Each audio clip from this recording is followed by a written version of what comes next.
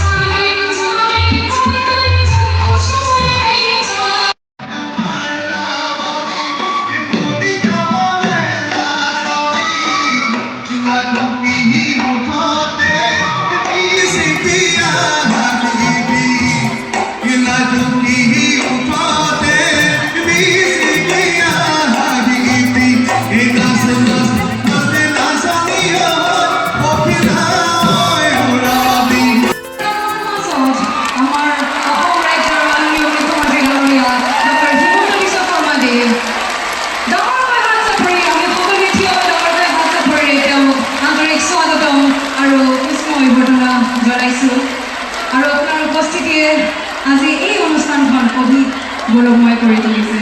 আৰু লগতে আজি দিৱসত উপস্থিত আছে শ্ৰী ৰঞ্জিত কুমাৰ দাস মহোদয়, মাননীয় মন্ত্ৰী, পঞ্চায়ত আৰু গ্ৰাম উন্নয়ন বিভাগ, ন্যায় বিভাগ, পৰ্যটন বিভাগ, সাধাৰণ পৰিচালনা বিভাগ আৰু ধুবুৰীৰ অভিভাৱক মন্ত্ৰী। ডাঙৰকৈ হাত চাপৰি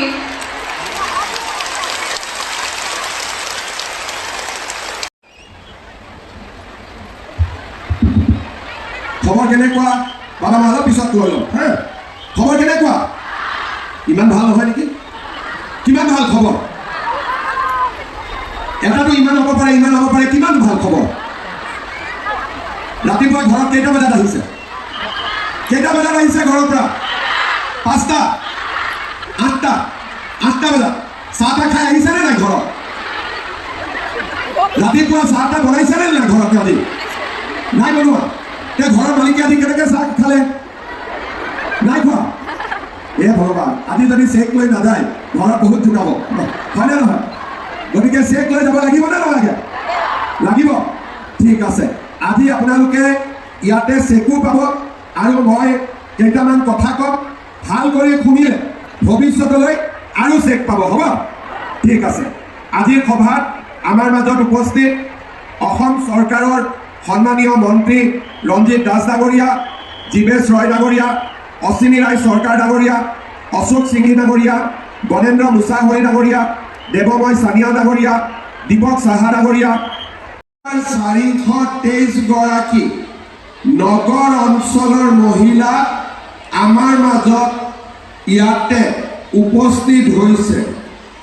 অশ্বিনী ৰায় চৰকাৰে মোক কৈছে যে আমাৰ কিছু মহিলাই এই আঁচনিৰ বাবে আবেদন কৰিব পৰা নাছিলে, তেওঁলোকক ভৱিষ্যতে আৰু সুযোগ এটা দিব লাগে।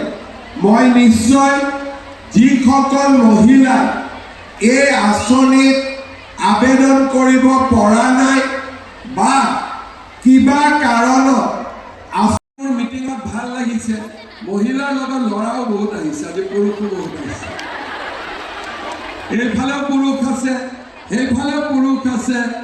দে সকলোকে মই নমস্কাৰ জনাইছোঁ, চবকে ধুনীয়া। পুৰুষবিলাক আহিছে, ঠিকে আছে ভাইসকল, খালি মহিলাসকলক আগবঢ়াই দিব লাগিব দেই সকলোৱে। হ'বনে নহ'ব? ঠিক আছে। মহিলা মানে হ'ল ঘৰৰ লক্ষী। মহিলা ঠিক থাকিলে ঘৰখন আগবাঢ়ি গৈ থাকে। মই ঠিক কৈছোঁ নে নাই? ঠিক কৈছোঁ নে নাই? এতিয়া মোৰ লগত সকলোৱে একেলগে ক'ব, ভাৰত মাতা কি, ভাৰত মাতা কি, ভাৰত মাতা কি, নৰেন্দ্ৰ মোদী, নৰেন্দ্ৰ মোদী, নৰেন্দ্ৰ মোদী। বহুত বহুত ধন্যবাদ। জয় হিন্দ।